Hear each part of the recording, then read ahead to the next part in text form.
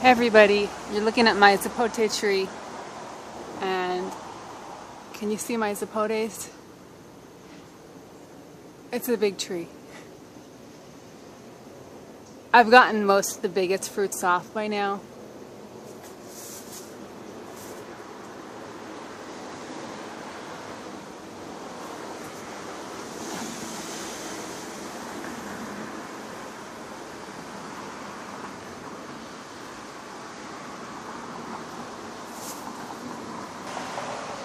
So this is a sapote hanging from my tree, and this is a nice size one, and it's green. It's getting a little bit yellow.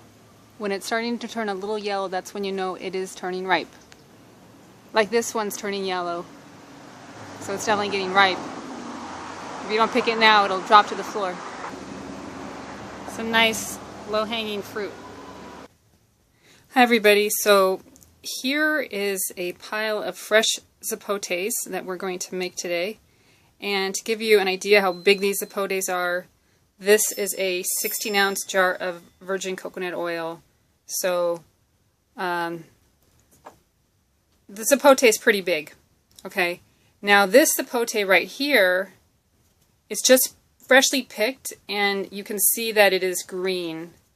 And you can notice that the ones here have turned a little bit yellow. When they're nice and yellow, that's when, or they're kind of greenish yellow, that's when they're nice and ripe and they're at their sweetest. So now we're going to peel them, and I'll take you through the steps of how you can use sapote. Guys, I just want to add that I just weighed it right now, and with the plates, the fruit is over 11 pounds. Just to give you an idea of the density of these fruits. So what you see is 11 pounds of fruit. And with the sapote, I'm going to be making all kinds of things like chocolate milk and pumpkin pie and a bunch of things. Okay. So the first thing you do with the sapote, what I do is I take a potato peeler and just peel the skin off. Some people eat the skin, which is fine, but I just put it in my worm farm. And one time I tried making soaking it in water to sweeten up the water. That's possible too, and then straining it later. So pretty much I'm going to peel all of the sapote.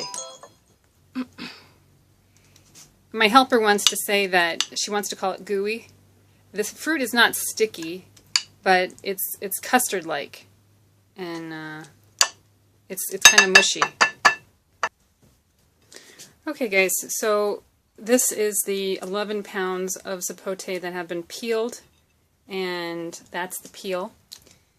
And now we're going to remove the seeds and go from there. It's going to turn into like a custard. Alright, more later. Hey everybody, okay, so this is the finished sapote custard that has the seeds removed. I'm going to show you the seeds. These are the seeds of the 11 pounds of sapote, and that's the peel. So it's, you know, it's still mostly fruit. I'm going to weigh it. Hang on. Okay, so I just weighed this bowl, and it's just over 9 pounds. So that means that I didn't subtract the bowl. But anyway, it's still mostly fruit. It's a very dense fruit here. Just to give you an idea about how big a seed can be, that's a normal plastic size spoon here. And so this is one of the biggest seeds.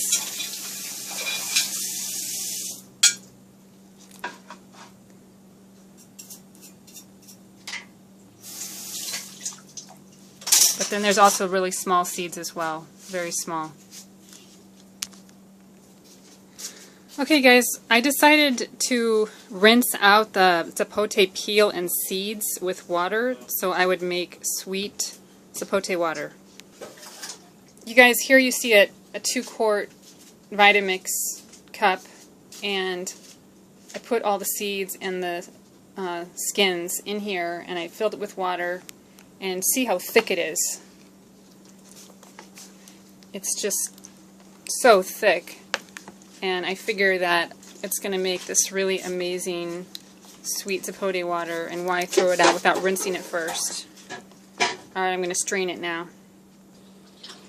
The one thing about sapote is that it congeals so much that even though the skins were loose, once I added water, everything turned to mush.